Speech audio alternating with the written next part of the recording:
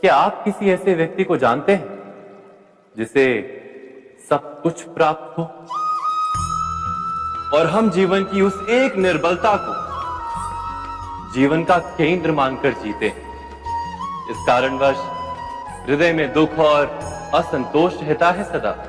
निर्बलता मनुष्य को जन्म से अथवा संजोग से प्राप्त होती है, किंतु उस निर्बलता को मनुष्य का मन अपनी मर्यादा बना लेता है।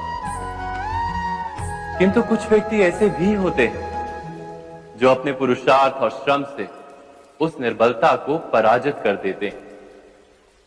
क्या भेद है उनमें और अन्य लोगों में? क्या आपने कभी विचार किया है? सरल सा उत्तर है इसका।